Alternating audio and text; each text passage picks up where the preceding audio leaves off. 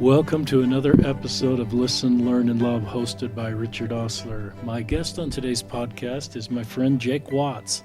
Welcome, Jake. Thanks for having me. Jake is someone I've known for about 20 years. When my wife and I moved in the Cottonwood area, Jake was going to Cottonwood High School, and I think that's when I first met you and your family, and that was like 28 years ago when you were a high school age man. And before we moved into this ward, we were in the ward of your wife in right. Sandy. So we got to know your wife, Chelsie Williams, who is now Chelsie Williams Watts. So between my wife and I, we feel like we know both of you. And when you got together, we were really happy about that, Jake. Me too. And now you have two children. So welcome to the podcast. Tell us a little bit about yourself, Jake. I've kind of given a little bit of introduction of where you grew up and Sure. Your career and some Sure. of your and just as an introduction, we're going to talk about faith journeys tonight. Both Jake and I are active members of the church, but both of us have had kind of a faith journey and have walked a road where our faith evolved a little bit, and we both have been able to stay committed members. But we want to share, in particular, Jake share his framework for how he believes and how he worked through his faith. And we hope this is helpful to listeners trying to figure out a way to process their faith and stay in our church, and also others that are trying to help others that may be struggling. So Jake has great insights. I've had lunch with him and have visited with him and have heard his journey and just felt impressed. It'd be great to have Jake share his story for our listeners. So anyway, go ahead and just tell us more about yourself, Jake. Sure, yeah. I like you said, I grew up here in Salt Lake City. I went to Cottonwood High School, played sports there. I remember those days. We were better back then, Jake. It wasn't a result of me, but I enjoyed growing up here in Salt Lake. I served my mission in Indianapolis mission, and had the opportunity to really spend, as you know, I tell people, I wish I would have served a foreign mission, but I tell people that I really had the opportunity to learn the gospel in those years, spending maybe 2 or 3 hours a day just reading the scriptures, and I did get into a little, it wasn't, I don't think the rules were where you had to only focus on the standard works at that time. So I got to read a little bit more broadly. Good. And my love of the gospel and the Savior and books and literature in general kind of stems from that time. My mission was a watershed moment in my life and really changed me into the person I am today. And so after my mission, shortly after my mission, I went to university at Columbia University in New York, where I studied philosophy and some cool. economics. Yeah, That is cool. So, I had courses on everything from Aristotle to political philosophy, and I actually had a class, love in the Renaissance, and so anyway, That's cool. not very applicable to making money, but very interesting to me.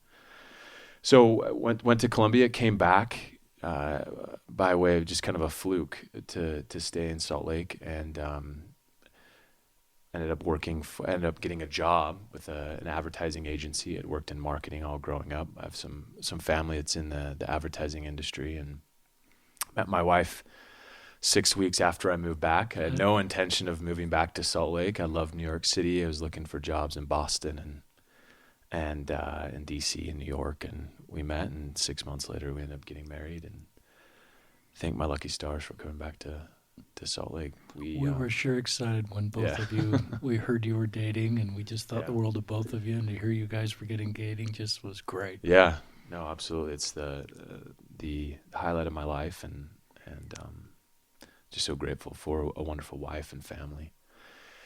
So after we were here for a couple of years, I went to graduate school in marketing at Northwestern University, and after that, went and spent in the healthcare industry. I went and worked for a company named Baxter Healthcare, and they sent us over to Asia for 5 years. So I lived for 5 years in Asia, 3 years in Shanghai, and nearly 2 years in Singapore. But I spent most of my waking hours in Indonesia. So I got to see a lot of Asia, a lot of the world, And, that's back here in Salt Lake now, working for a big med tech company. And, just grateful for the journey, grateful that God has taken me to many places and kind of helped me shape a story I never thought possible. And just immensely grateful and feel incredibly blessed to be and fortunate to be where I am right now. And I've loved seeing your young family pics in social media. Chelsea often has just wonderful pics on Instagram of your young family, and particularly Yeah. Singapore is what I remembered. I always imagined, we raised our kids in Utah. What would it be like to raise our kids in Singapore Mm-hmm. and Asia? And any thoughts on that, on how that experience was for you, and if you hope to go back to Europe Absolutely hope to go or back. Asia? Absolutely hope to go back. Trying to aim that direction. Raising children and raising yourself in many ways in a foreign country is such a life-changing thing. I think people have asked me, because I've said many times I want to go back, and many people have asked me, well, why do you want to do that? It's so comfortable to be in the States. And I said, look, when you grow where you are, living where you grew up or in the country where you grew up, all the inside jokes, the language. You can hear people without listening to them. There's so many things that you get. But when you live in a foreign country among people whose history could not be more different than your own, you're learning something every day. It's uncomfortable. You're learning language. You're learning history, culture. You're trying to make sense of the world. And in doing that, it's so difficult that you learn a lot about yourself. You grow up, you see the world in a more nuanced way. And you also, if for me at least, you come to love the world and people. And you see, for me at least, you see that God is far bigger and far more in things than you ever thought with your own kind of provincial point of view. And so, yeah, it just has changed my heart in many ways. And there's of course the work aspect to it, but honestly, what it does to you as a person is the most powerful thing. And what it does for your family in terms of their worldview and their compassion and appreciation is just something that it's hard to get from going on a 1 week excursion somewhere. Do your kids talk about Singapore? Oh yeah, they say they miss it. They want to go back. My daughter's fluent in Mandarin, so That's cool. My son was born in Shanghai, and they just have a connection to it. My son says he's Chinese. He doesn't quite get how it works, but there's still that connection and that draw.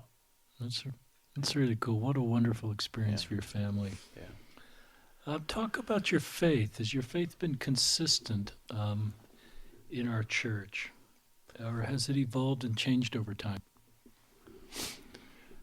So, it's tough to talk about one's faith journey because I think it's narrating one's past is always complicated, and this is where I get a bit philosophical, right? Because I think you narrate it from where you are now, and with that kind of introduction, I'll be plain about it. So I grew up in the church in an amazing, loving, incredibly faithful family. My ancestors more or less are pioneers, and my grandfather on my father's side is a convert from Australia.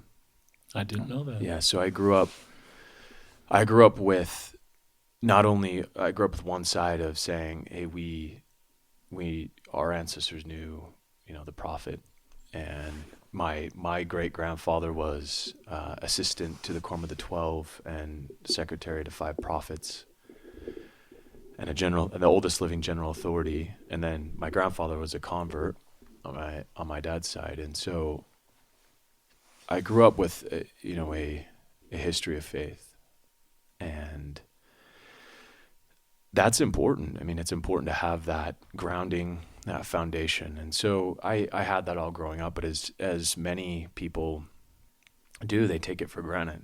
It's not until you're where I'm at that you realize how important that those narrative threads are in helping you keep your faith together, in kind of tying back to those who have come before.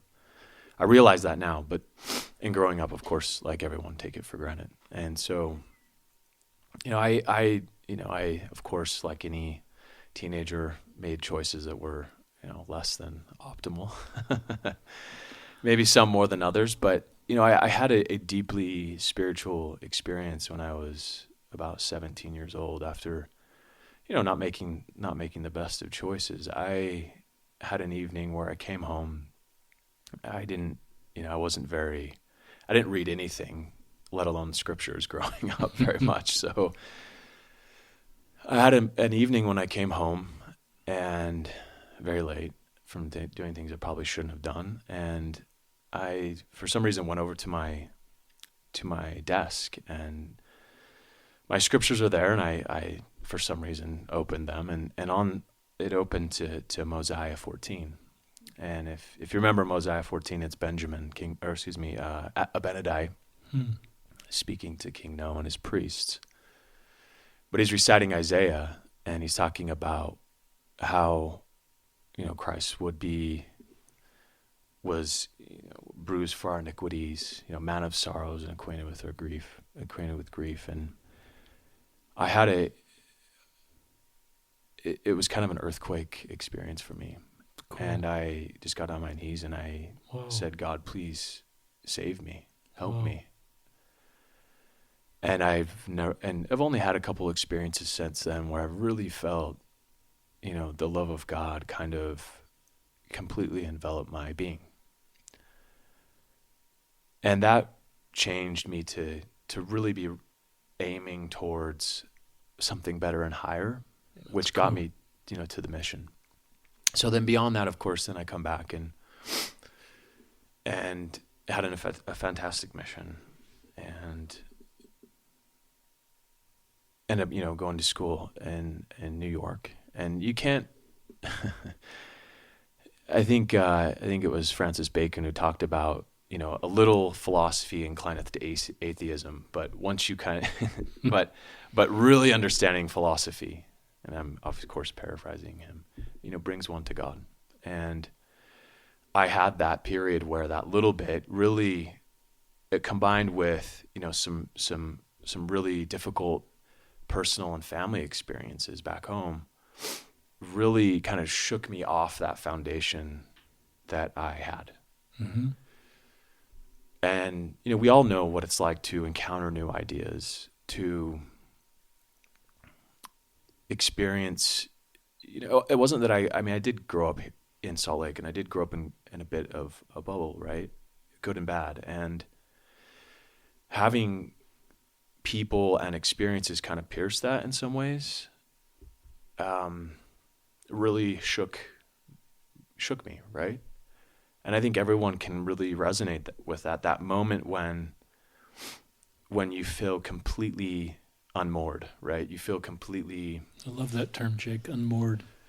You don't know... Powerful visual. You kind of lose a sense of what's up and down, and you feel unmoored. I guess for a lack of a better way of saying it. And at that point, there's a huge emotional need to leap to certainty, to leap back to rootedness and groundedness. And for me, at least, that kind of 3.5 years where I had a lot of, I had the intellectual, the emotional, the kind of personal, all kind of colliding in ways that were incredibly challenging. I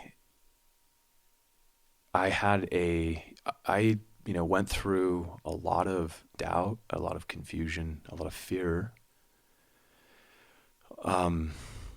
It was incredibly challenging, right? And we can talk more about kind of how I persisted through that and what allowed me to kind of remain, right? And not just say, look, you know, everything's uncertain. I need to find certainty somewhere else, or things aren't what I was taught, and therefore they're wrong Mm-hmm. or inaccurate. And, life didn't turn out the way I thought it was, or I was promised it was going to be. Mm-hmm. And therefore I've been duped. Mm-hmm. Um, you know, every person has these experiences, right? They're so common. But I think what I found was that I had to really go deep down and ask the question, who do I want to be? And there's a lot of people who will tell you who you should be. It's interesting. There's not a lack of people telling you who you are, who you should be, who you should follow. But I truly believe that you can only find that in a deep dialogue, soul to soul, between you and your maker. And I know that that's hard when sometimes you can say, is God there? Does God exist? And I know that trust me, I know how difficult that is. But I know that it's possible. So anyway, we can revisit that. But I had a very long stretch of these kind of dark nights of the soul. Dark nights of the soul. Yeah. Very Yes, powerful visual. And look, I mean, these dark nights still come, right? And I think that's one of the other points that you and I have talked about, is that one, these things are common, and it's not a commentary. It's not a commentary on a person's spirituality. It's not a commentary on their worthiness. The dark night is, in my opinion, if you're trying to do what's right, a dark night is a spur to find something deeper in yourself. So anyway, like I said, these things persist, of course. And, that kind of 3 years of challenges, the morning came after the dark night, of course. And Did you doubt your belief in God? And yes, of course. so did everything, sort of, not only the church, but your belief in God. Yeah, like we've talked about, I think we grow up in a beautiful faith, right? And that has a premium on certainty. And there's nothing wrong with that. I mean, if you live long enough and you experience enough faiths, as I have, like I said, I spent a lot of time in Indonesia with some amazing Muslim friends whose faith I deeply respect. I have many Hindu friends, and I have friends who are atheists, and I think everyone in every faith has these challenges, these doubts, these questions. Is God there? You don't live long enough. If you're staying in this world and you're staying engaged in this world, it's not long before you ask these questions. When you see injustices and troubles and you have your own experiences. And so, yes, absolutely, I had those doubts. I wondered, is God there? Does he hear me? Am I who I was taught that I was? It's really honest. Yeah, and now, years down the road, it's for me, if someone, I hear someone asking those same questions, for me, that's a hopeful thing, because I know that they've reached a point where they're getting serious about what it means to be a human being, what it means to, in the gospel context, what it means to be a committed disciple, what it means to be, I mean, they're getting to the bedrock of the human experience, right? And so to me, when people ask those questions, I know they're serious. I've never heard anybody describe I think it was the darkness of night in such a positive, hopeful way, Jake, because those words sound so dark and hopeless and difficult, but I love the way you've said, no, that's not. That's actually a very hopeful place to be in, that you can work through that in a positive way. Yeah. Look, again, we talk about narrative and hindsight. If you would have asked me in the middle of those things, in these struggles, whether or not it was a positive thing, whether I could have, repositioned it into a way of engaging with engaging with my purpose, engaging with the true meaning of my life, I might have had a bit of a different answer. Right. But that's an interesting point, though, right? Is that,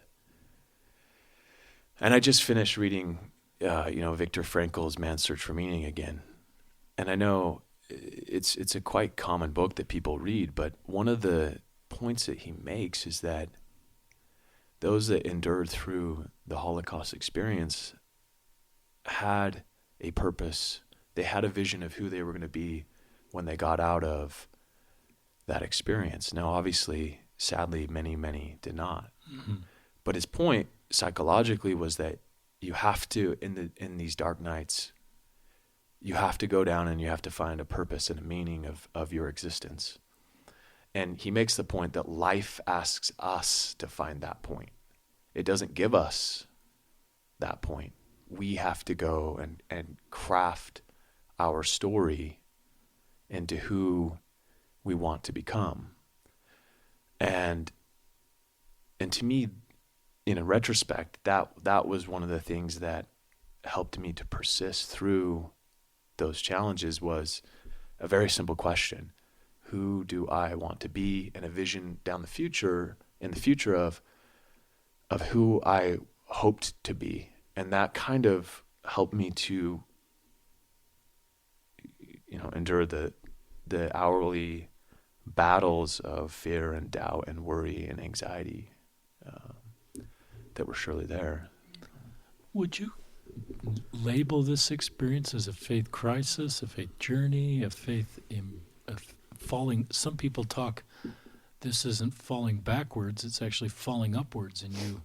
And they don't talk about, even though those terms sound like a step backwards, it's actually a step forward. So any thoughts on how you name this experience? I mean, it's all the above, right? When you're going through doubts, right? And I realize that my experience is not everyone's experience. I am fortunate to have had the experiences I have had. And so maybe I dealt with my faith crisis plus journey plus whatever you want to call it, in maybe a different way than someone else would, right? But look, I think, to your point around it being a step forward, my sense is that choice is yours. The choice to say, how do I engage with the complexity of problems, whether it's historical church things, whether it's just sheer the injustice of the world, the problem of evil, whether it's something terrible has happened to you. I mean, there's a wide spectrum of things that push someone in the direction of saying, honestly, is this all there is? Like, come on, this, God exists. You got to be kidding me. These things are happening, or I felt like I was lied to, and everything kind of crumbles. Mm-hmm.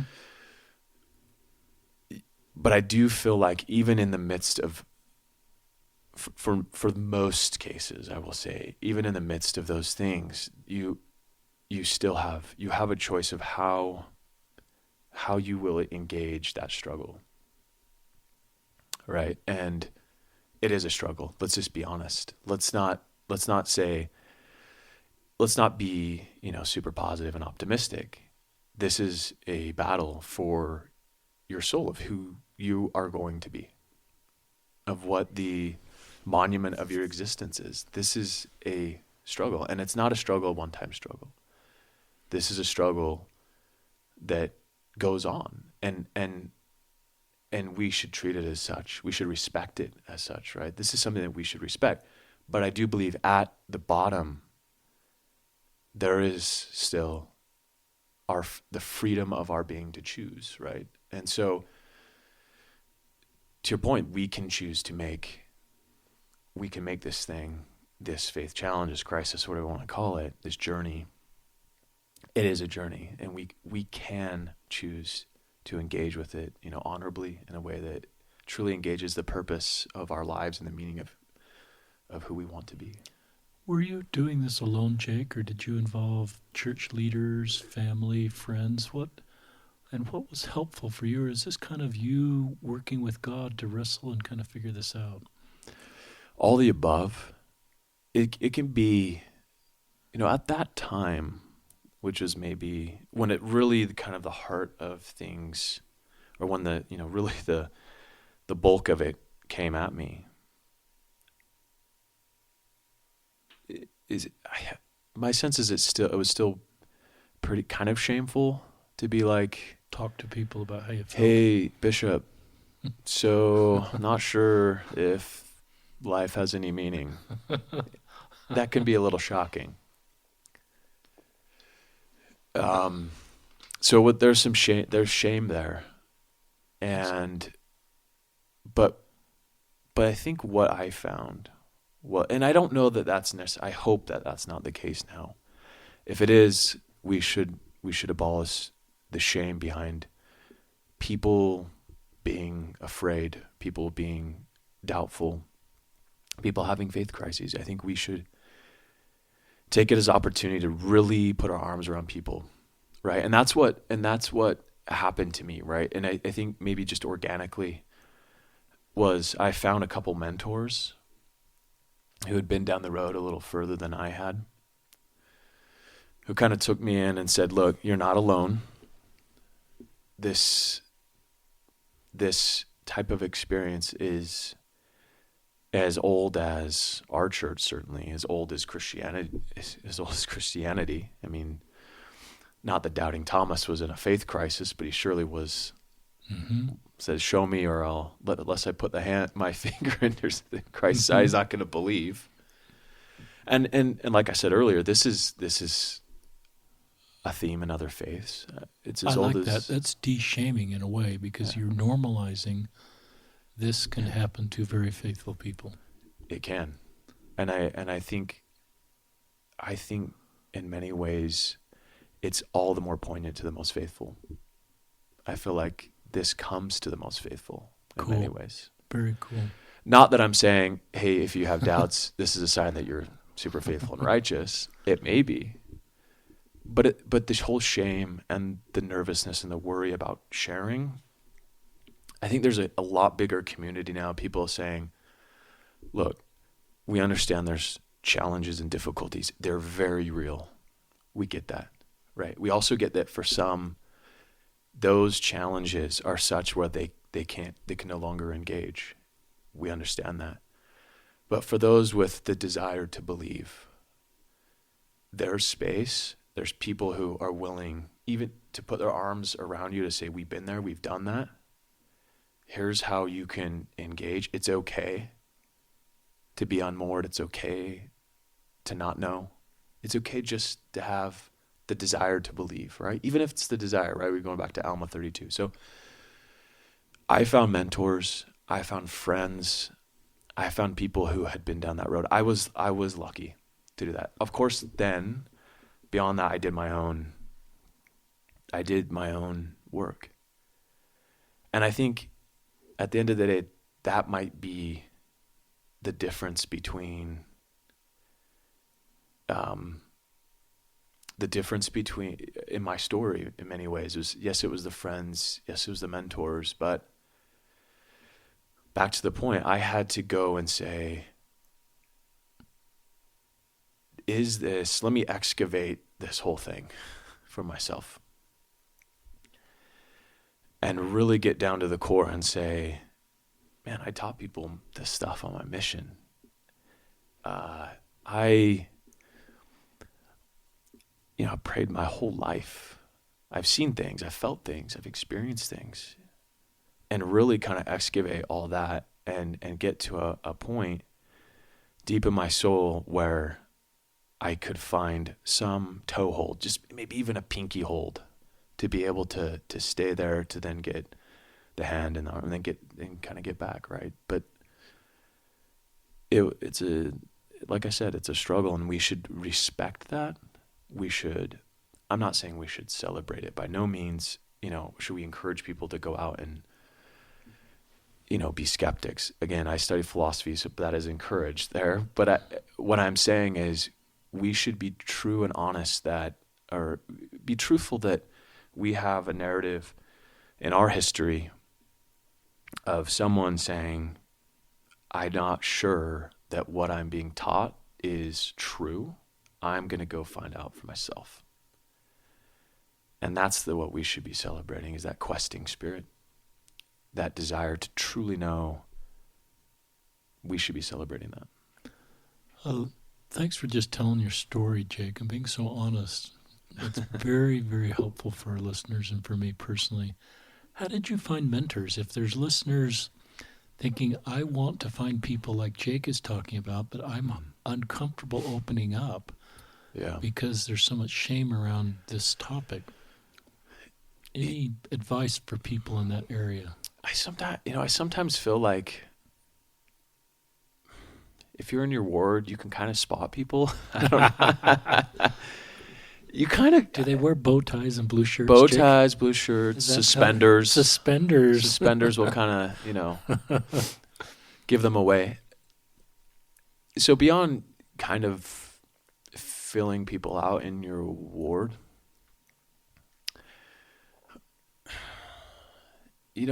my hope is that, and I've had fantastic bishops. I've served in bishoprics.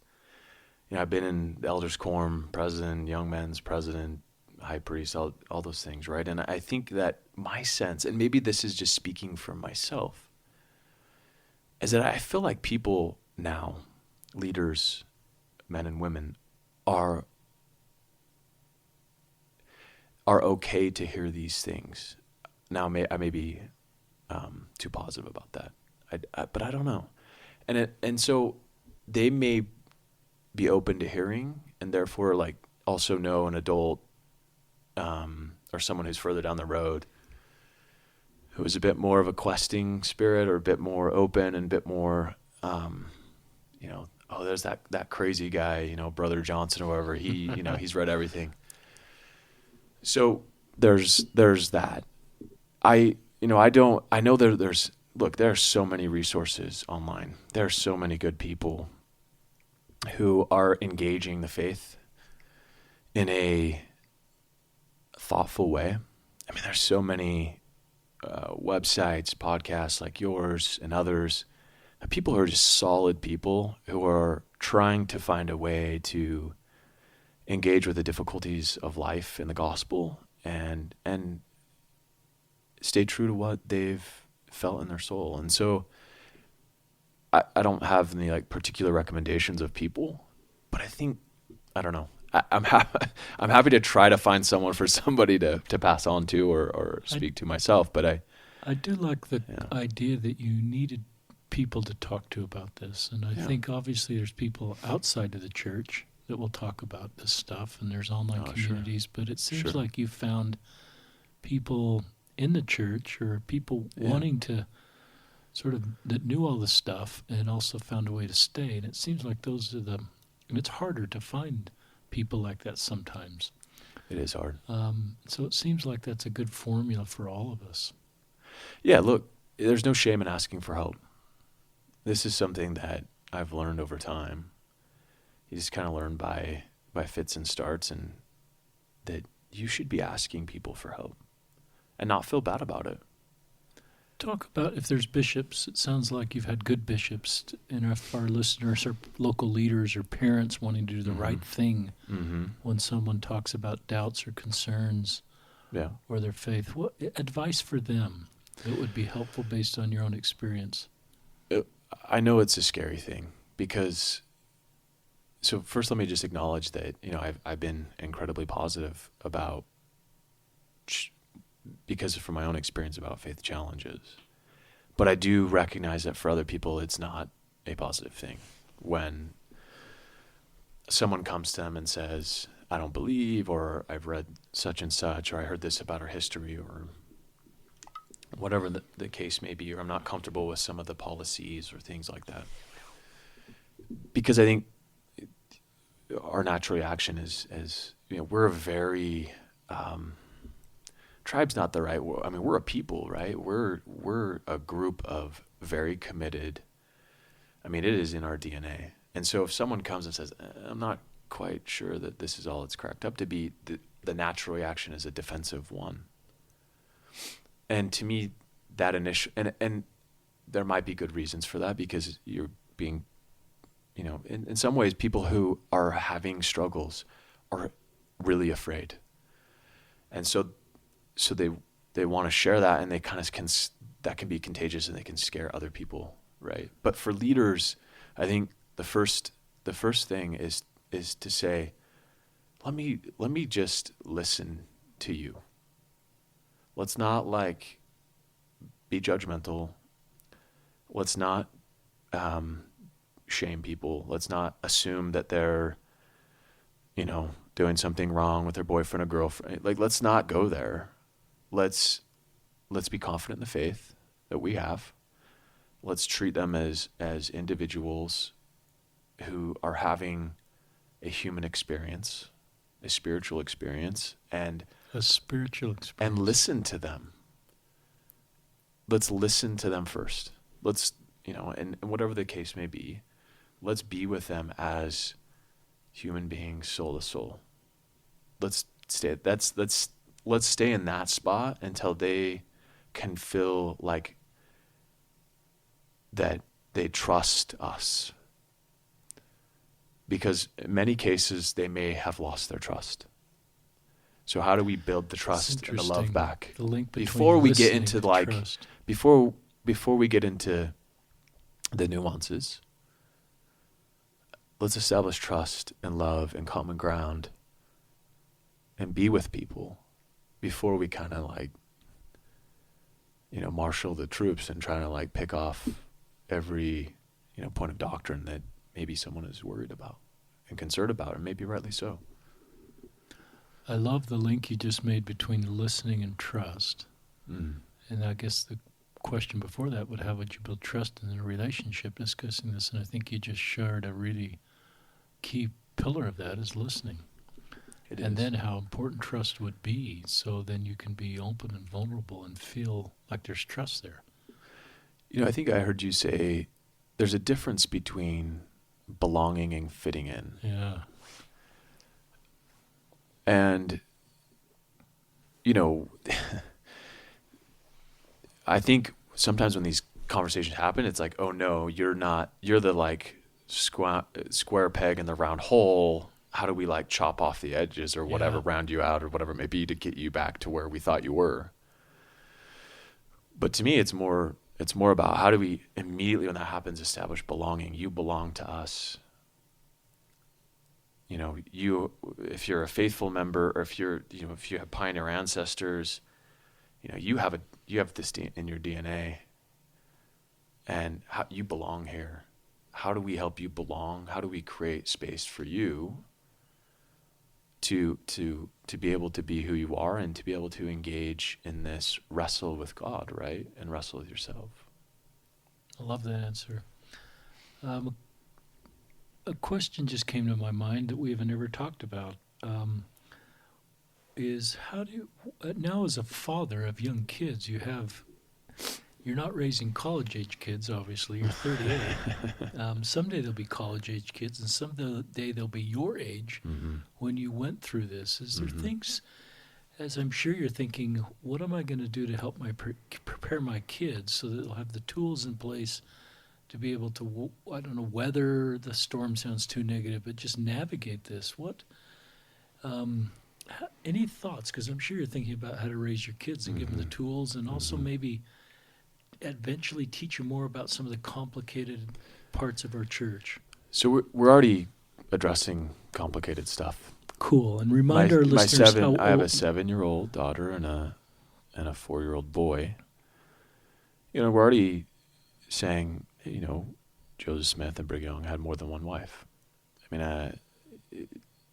and trying, and that situation. Those things are part of our history, and I think we owe it to our children, certainly, and to those that we go to church with, to discuss those things, right? As maybe potentially embarrassing or difficult as it may be. So part of that is just being open and honest from the get-go about some of these things. My daughter asks, why can't girls pass the sacrament? And she asked that when she's 5 years old. And so, and that's not an easy thing. I would love to see, women have a lot stronger leadership presence. Look, the women who lead Relief Society and Young Women's and primary. My wife was a primary president. Those are very difficult jobs. Those are leadership positions. There's no doubt about that. But I think we owe it to our daughters and to the women in our lives to really elevate their leadership and their capacity. And so I love that. we address it now.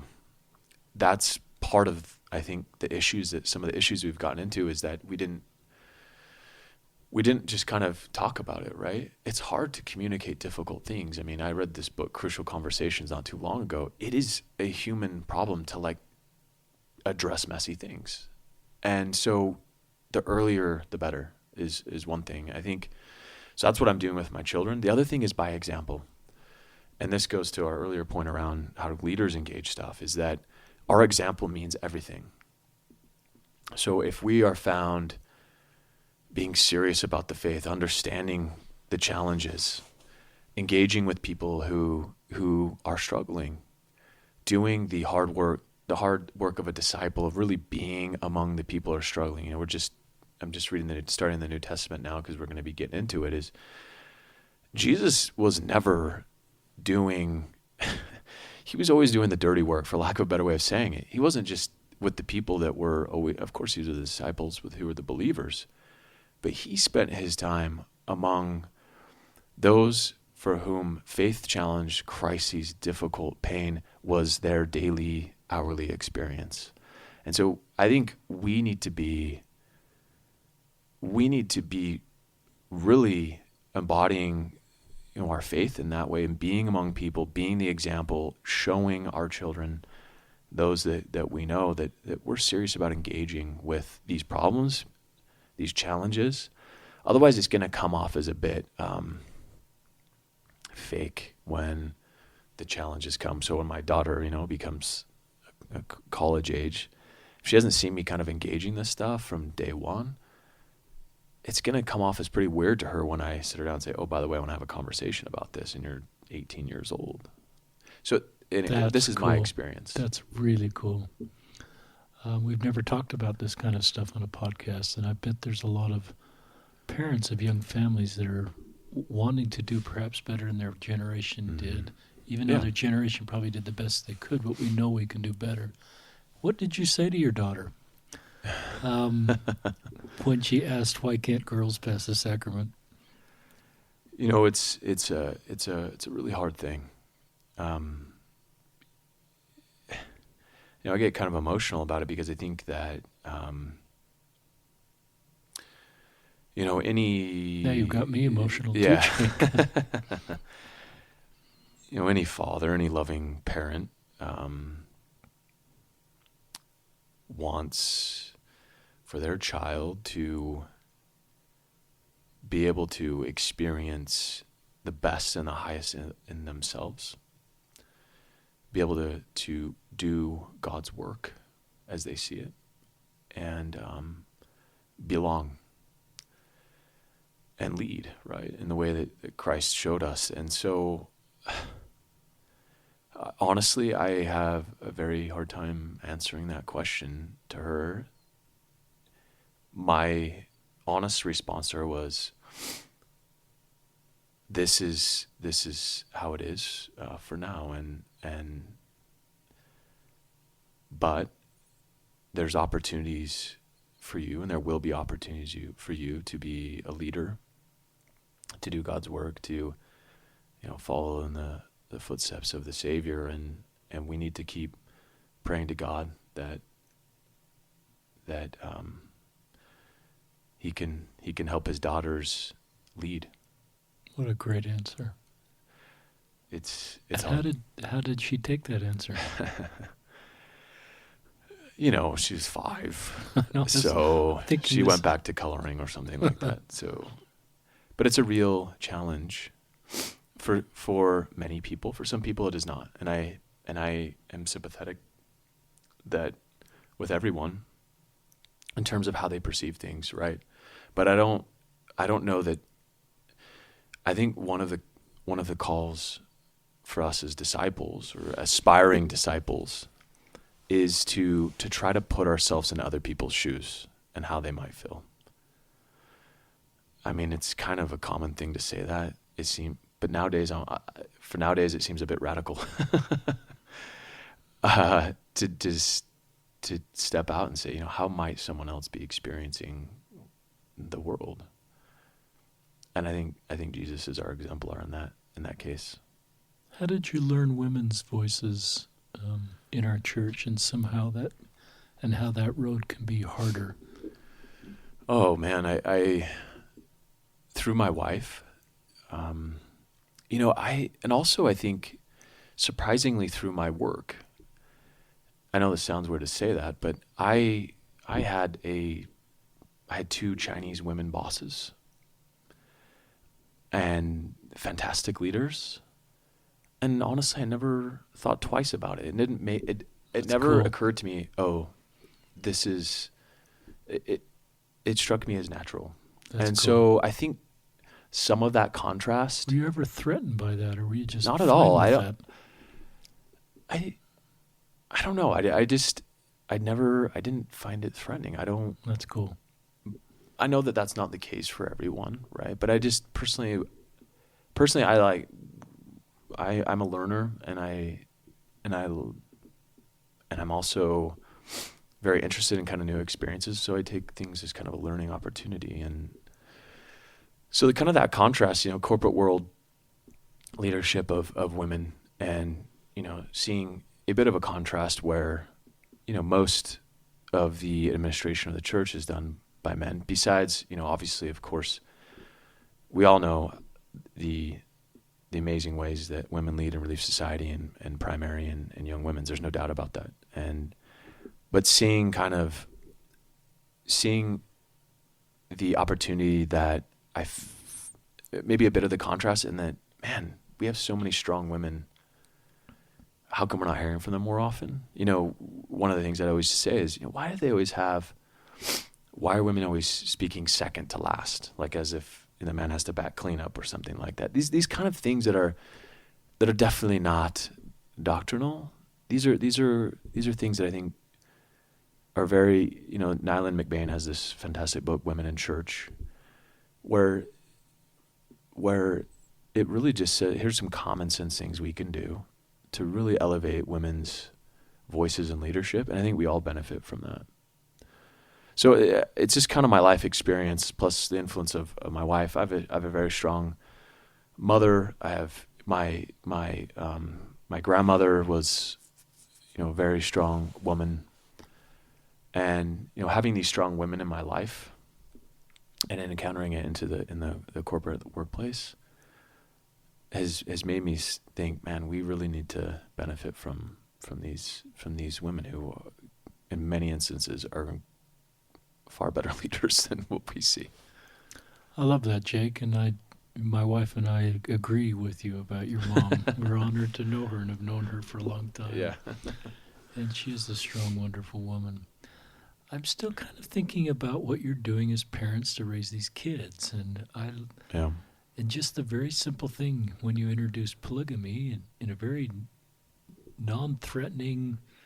I mean, I would assume that conversation was very natural, and your kids just went back to coloring, and they just learned that Joseph Smith and Brigham Young had more than one wife, and it's something they just kind of locked in their brain, and it gives them a foundation then to circle back with you as parents, and you've created safety that you're talking about things in advance that your kids are going to be hearing later, and in my mind, that increases the likelihood they're going to circle back to you and say, "Dad, Mom, help me more." Yeah. And you've created this open communication as they're learning more stuff, whether you're teaching it or they're hearing it. Any more thoughts on that? Because I think that's very, very helpful. Look, I think the church has recently done a fantastic job of the same thing. They said, look, let's be adults here.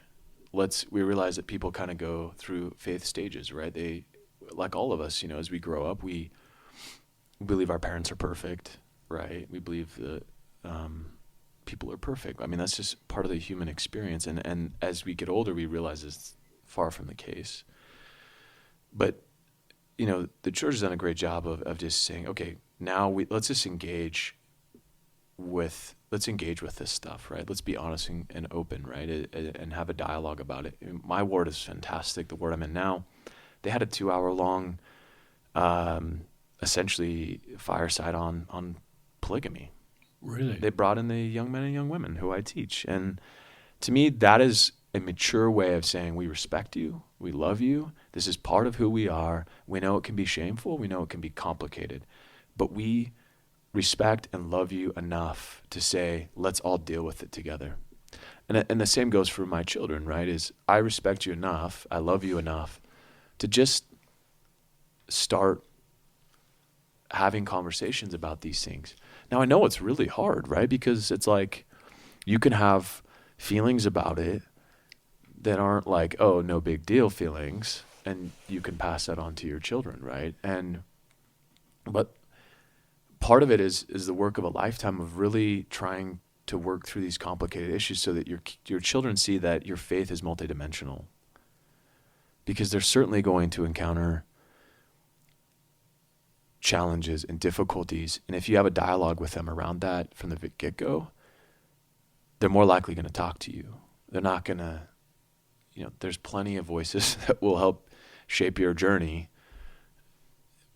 But having a parent's voice and a child knowing that your parent knows how to deal with complicated, challenging things and still feel connected to the gospel, still model the behavior of the Savior.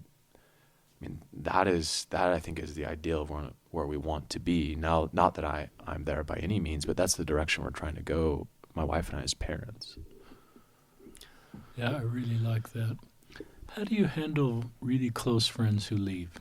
How does that affect you, and how does that friendship remain intact? It's so hard. I mean, let's be honest, right? It's we're a people. We're a tribe in many ways, and so that makes it all the more complicated, right? It's not. It impacts me deeply. I've had friends who have left, good friends, and to be honest, it hurts. Because I feel like these. My friends in this case, and people who do leave, I feel like and I understand for some people, they can't do it for various reasons, and I'm sympathetic to that. But for friends who leave, I feel like we're worse off without them. Because here are people who are great, noble souls who have wrestled, with God and with themselves. We can learn a lot from that. I mean, how much do we learn from people who really go to the mat with trying to figure out who they are? I mean, we can learn a lot. We need people like that.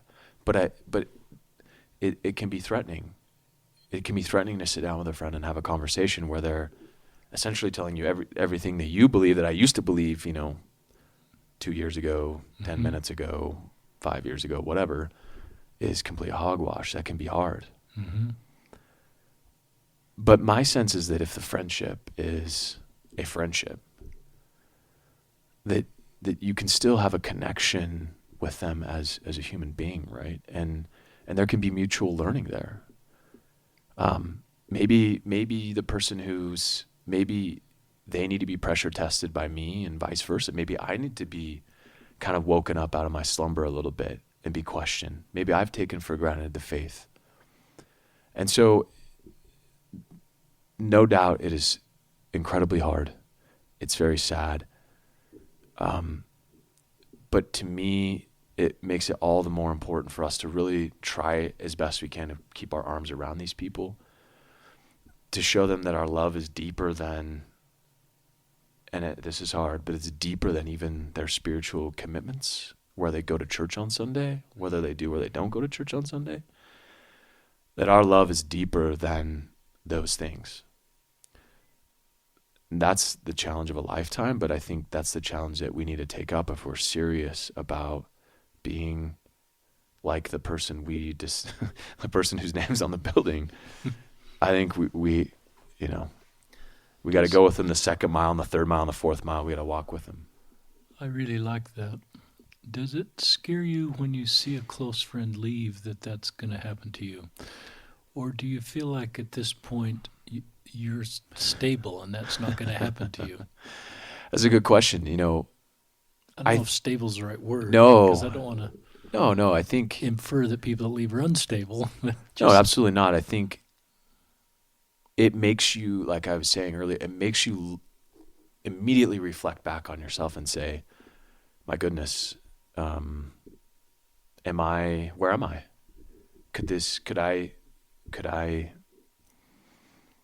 Is that within me to say, enough's enough, or don't really believe this anymore? It definitely makes one self-reflective.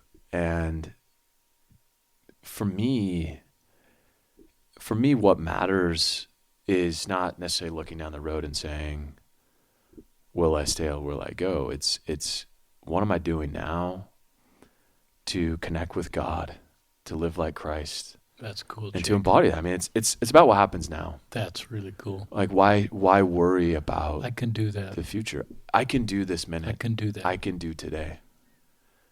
And let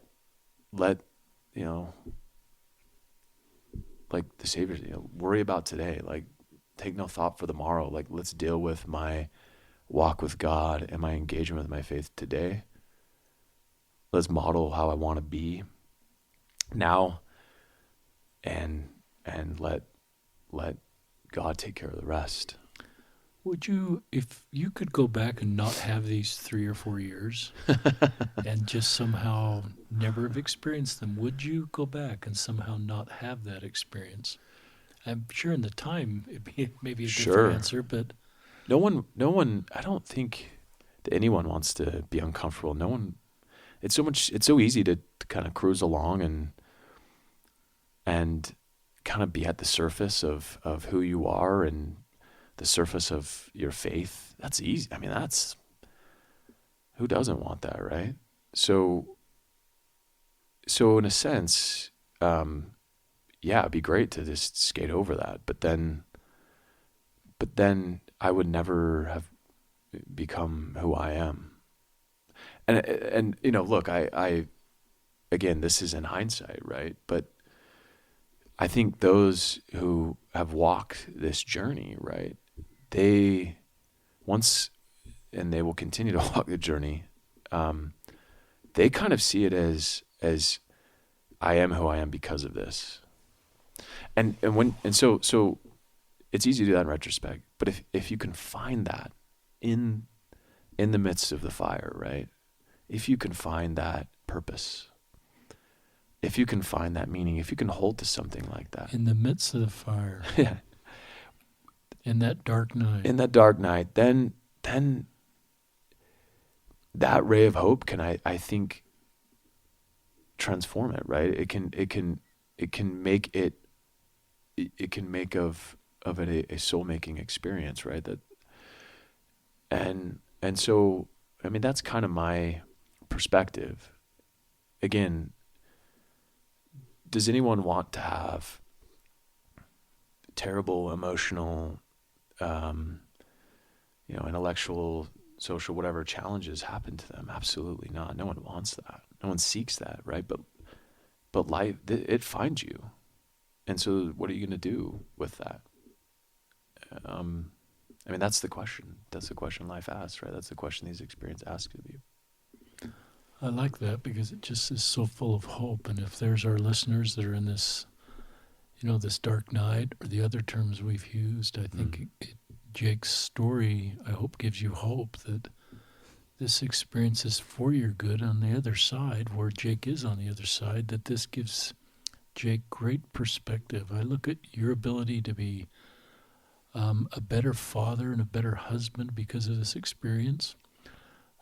Sounds like you're working in the young men's program right now in your ward, and your wife is working also in the ward, and it seems like your ability then to connect and help because of these life experiences is increased, and being real and vulnerable and sort of be able to go where people need to go because you've had to wrestle so much. Yeah. And so I would call those wonderful Christ-like attributes and gifts. Yeah, I mean, I think this is what you learn, and this is a learning every day, is that, my gosh, the Savior was with those people who, if you want to find the Savior, again, he's my sense of where he is, where I've found him is in the difficult places. It's great. With the difficult people. So we're kind of coming to the end, Sure. Jake. Any last thoughts? Jake and I started with a prayer. We hope that there's been a good spirit here for our listeners, and that thoughts and ideas are coming into your mind for your own life or your ability to help other lives. But Jake, any last thoughts you'd like to share with our listeners?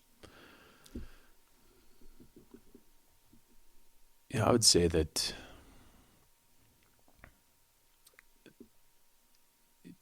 there's hopefully life's long.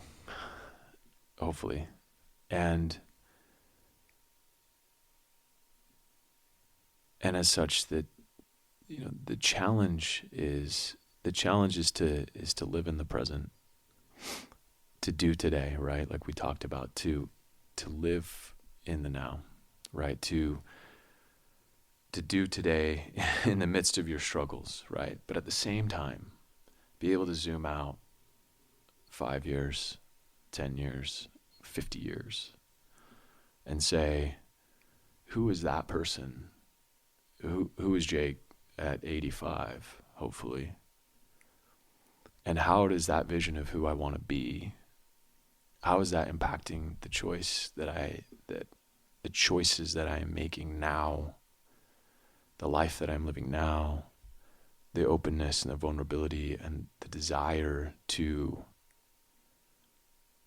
connect with others in God? I mean, that kind of zoom in and zoom out on your life is something that I would hope that people, parents, would think about as we go through faith challenges together, is that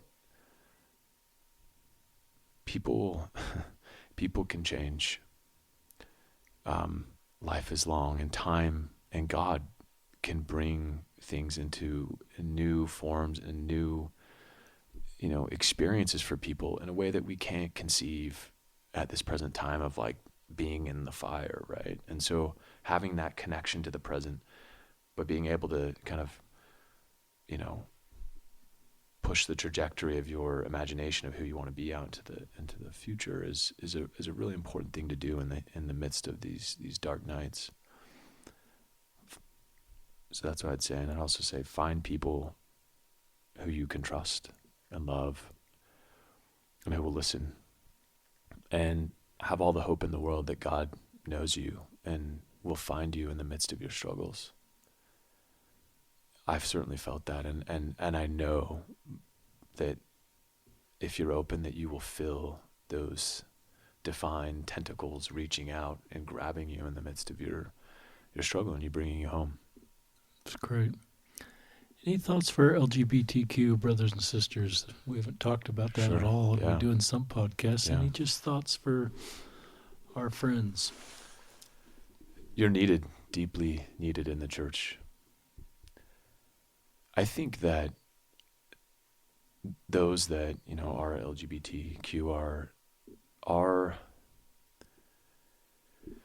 the Lord's way of taking us to a higher spiritual and loving plane. That I talked about earlier where I read that scripture from Isaiah 14 about the Savior being a man of sorrows and acquainted with grief. And I imagine, those who I have known that are LGBTQ, I know, particularly for those in the church, they are filled with sorrow and acquainted with grief. And in many ways, their connection with, their fellowship of the sufferings of Christ is deeper than ours in many ways. And we have much to learn from them. And I think that it's our Jericho road.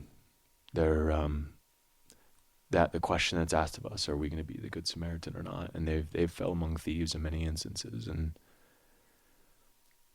it's, the question of our discipleship in a lifetime to say, are we going to walk on the other side? Or are we going to take them on our backs? Or are we going to help them? And they're needed, loved, and can teach us much that we certainly don't yet know. That's beautiful, Jake. Yeah. The visual of that is just wonderful. I love the way you get very tender for people that have a harder road. Yeah. That we've talked about tonight. So thank you, Jake Watts, for joining us. Thank you. Great podcast, great insights. I'm spiritually fed, and when I meet people younger than me, I just full of hope, so I'm so glad you're on the podcast and glad to count you as a friend, and thank you for joining us on another episode of Listen, Learn, and Love.